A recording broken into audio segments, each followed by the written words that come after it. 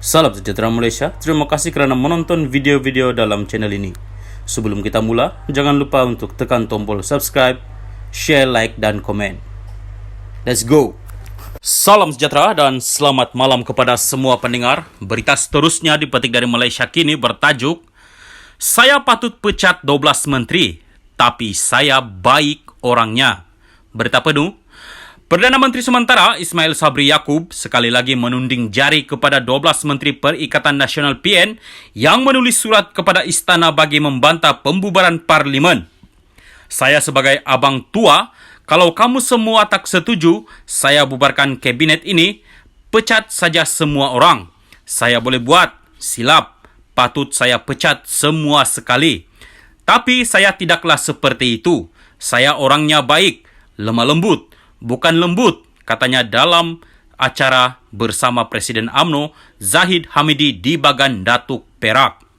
Dia berkata demikian dalam ucapan di Majlis Solidariti, Kestabilan dan Kemakmuran bersama BN di Dewan Perdana Kompleks UMNO Bagan Datuk, Perak hari ini. Hampir 3,000 pemimpin dan ahli parti komponen BN menghadiri program ini. Minta maaf. Pada 17 Oktober lalu, Ismail Sabri yang merupakan naib Presiden UMNO berkata bahawa dia tidak menyalahkan menteri-menteri dari PAS dan Bersatu itu kerana dia difahamkan mereka hanya bertindak mengikut arahan parti selain arahan daripada Presiden Bersatu dan pengurusi PN Muhyiddin Yassin. Bagaimanapun, 3 hari sebelum itu, dia dilaporkan berkata tindakan 12 menteri itu sebagai tidak wajar dan bertentangan dengan semangat solidariti dan mencetuskan ketidakharmonian dalam pentadbiran sehingga memaksanya terpaksa membubarkan parlimen. Ini dilakukan di sebalik nasihat Jabatan Meteorologi agar PRU15 tidak diadakan segera susulan risiko banjir. Penggal parlimen pula hanya akan tamat Julai tahun depan. Pada 6 Oktober, Timbalan Presiden PAS, Tuan Ibrahim Tuan Man, mengesahkan menteri-menteri daripada Perikatan Nasional PN telah menyerahkan surat kepada Istana Negara bagi menyatakan ketidaksetujuan melaksanakan pilihan raya umum ke-15 PRU15 pada tahun ini. Mengulas lanjut, Ismail Sabri berkata, pembangkang sepatutnya gembira dengan pembubaran parlimen kerana mereka berulang kali menuduh kerajaan hari ini sebagai pentadbiran yang tidak sah dan kerajaan pintu belakang. Pelbagai tuduhan dibuat oleh mereka tentang keabsahan kerajaan hari ini. Kalau macam tu, eloklah kita bubarkan. Kita bagi rakyat tentukan kerajaan baru. Patutnya mereka seronok. Tiba-tiba bila umum pembubaran, dia tak setuju. Dia saman pula kerajaan dan minta mahkamah isytiharkan pembubaran itu tidak sah. Kita pun tak faham apa dia nak, katanya. Ismail Sabri merujuk kepada saman pemula ahli Parlimen Klang, Charles Santiago, yang mencabar kesahihan nasihat Perdana Menteri kepada Yang di-Pertuan Agong untuk membubarkan Parlimen atas dakwaan Perdana Menteri tidak mendapat sokongan kabinetnya untuk berbuat demikian. Mengulas lanjut, Perdana Menteri mendakwa pemimpin DAP itu sebenarnya bukan mencabar diri tetapi sebaliknya mencabar Yang di-Pertuan Agong. Sebab kuasa terakhir putus adalah kuasa Agong. Saya boleh mohon perkenan, tapi kalau Agong kata tak boleh, tak bubarlah. Inilah jahatnya DAP ini, tak hormati dan setia kepada Agong. DAP dah tunjuk belang, katanya. Salam sejahtera dan selamat malam kepada semua pendengar. Berita seterusnya dipetik dari Malaysia Kini bertajuk Saya patut pecat 12 menteri, tapi saya baik orangnya. Berita penuh. Perdana Menteri sementara Ismail Sabri Yaakob sekali lagi menunding jari kepada 12 Menteri Perikatan Nasional PN yang menulis surat kepada istana bagi membantah pembubaran parlimen.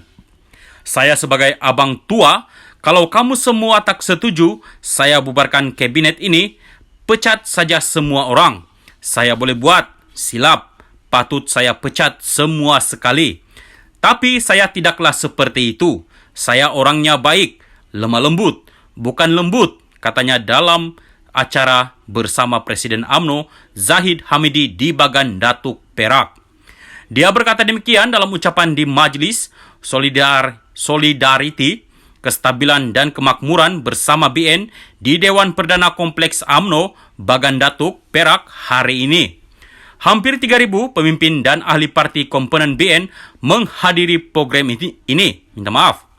Pada 17 Oktober lalu, Ismail Sabri yang merupakan naib Presiden UMNO berkata bahwa dia tidak menyalahkan menteri-menteri dari PAS dan Bersatu itu kerana dia difahamkan mereka hanya bertindak mengikut arahan parti selain arahan daripada Presiden Bersatu dan pengurusi PN Muhyiddin Yassin.